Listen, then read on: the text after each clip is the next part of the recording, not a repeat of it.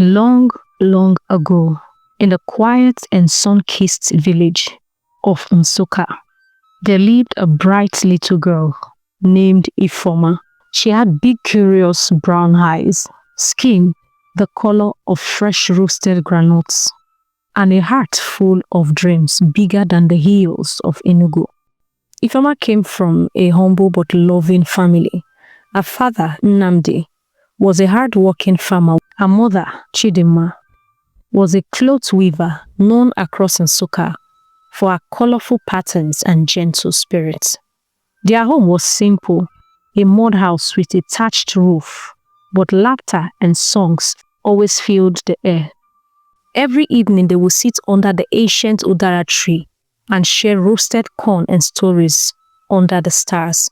Though Ifeoma was surrounded by love, she often struggled with herself.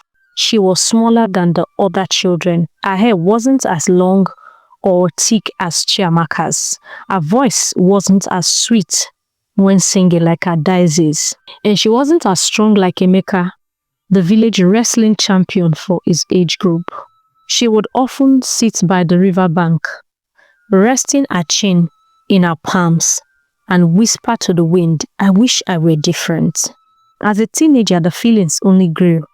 At festivals, while others danced proudly, Ifeoma stayed near the edges, wishing she could shine as they did. She loved her family, and she had good friends like Obi, but inside her heart, a quiet sadness lingered. One sunny afternoon, while wandering near the ancient Udara tree at the edge of the village, where elders said spirits like to whisper, something shiny caught Ifeoma's eyes. "Who? What is this?" she gasped, bending down to brush the grass aside. It was a small round mirror, no bigger than her hand. On its smooth back were the glittering words, "Say your wish and it will happen." Her heart raced. Trembling with excitement, she whispered, "I wish I looked like Chiamaka." Suddenly, the mirror shimmered with silver lights, and Ifeoma's hair grew long, coily, and beautiful, just like Chiamaka's. She raced to the river to see her reflection. "I look so pretty," she shouted joyfully. But when she ran into the village, her friends stared in confusion. "Who is this new girl?" They asked one another. "Where is our Ifeoma?" Obi said sadly. Ifeoma's stomach twisted with unease. They didn't recognize her. They didn't know it was her behind the beautiful hair. The next day, she wished to dance like a daisy. Her feet became light as feathers. She spun and twirled, and the village clapped in amazement, but no one called her a name. "What a good dancer," they said. But where is our friend Ifeoma? Loneliness stepped into her heart like water into dry earth. Still, she thought maybe one more wish would fix it. She wished to be strong like Emeka. Now she could lift heavy baskets and climb trees with ease. Yet something felt emptier than before.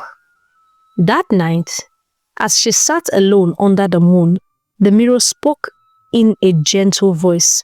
"Little girl, why do you keep changing? What is wrong with being Ifeoma?" Ifeoma hugged her knees tightly. "I thought being like others would make me happy," she said softly. "But when you try to be like others," the mirror said kindly, "you lose the very thing that makes you special." She stared at the mirror. Could it be true? Was there really something wonderful about just being herself? As she pondered, a sudden rustling came from behind the Udara tree. Turning around, Ifeoma gasped. There stood an old woman, hunched and wrapped in a shawl made of stars and moonlight. Her silver hair gleamed like the morning dew, and her eyes were warm yet piercing. "Who are you?" Ifeoma asked, standing up quickly. The old woman smiled. "I am Mama Neora, the keeper of true reflections," she said. "Come, my child, let me show you something." Taking Ifeoma's hand, Mama Neora led her to the highest parts of the hill overlooking Nsukka. When they reached the top, the wind wrapped around them like a soft blanket. "Stand here," said the old woman. "Look and see." From the hill, Ifeoma saw the whole village, bathed in silver moonlight. She saw mothers rocking their babies, fathers coming home from the fields, children laughing and chasing each other under the star. Then Mama Nora pointed toward the distant hills of Enugu. There, in a hidden valley, was a vast magical garden, a garden of mirrors. Each mirror shimmered under the moon, reflecting faces of children she didn't recognize. Every time a child wishes to be like someone else, a mirror is planted here, a new face for every forgotten self. Ifeoma's heart sank. There were so many mirrors, so many children who had traded their true selves away. Why do they do it? Ifeoma asked, her voice trembling. Because they believe they are not enough. They believe their laughter, their gifts, their very soul are too small. They forget that they were made perfectly already. Tears pricked Ifeoma's eyes. Mama Nora turned to her and said gently, "Ifeoma, true happiness comes from not copying others, but from honoring who you are. There's only one you in the entire world. Only you can bring your special light to the village, to your family, and to the world at large." Ifeoma looked down at the mirror, which now glowed a soft, steady light. The mirror asked, "Do you want to remain a copy, or will you return to being Ifeoma, the girl who shines her own way?" Ifeoma stood tall on the hill. She wiped her tears and declared with a new courage, "I want to be me. I love my laugh, my small arms, my short hair. I love being Ifeoma." Suddenly, the mirror dissolved into a million twinkling stars that floated into the sky, making the night even more beautiful. Her borrowed hair disappeared. Her strong arms became her normal small arms again. Her dancing feet returned to their own rhythm. And for the first time, Ifeoma felt complete. She didn't need to be like Chiamaka, Adaeze, or Emeka. She was enough.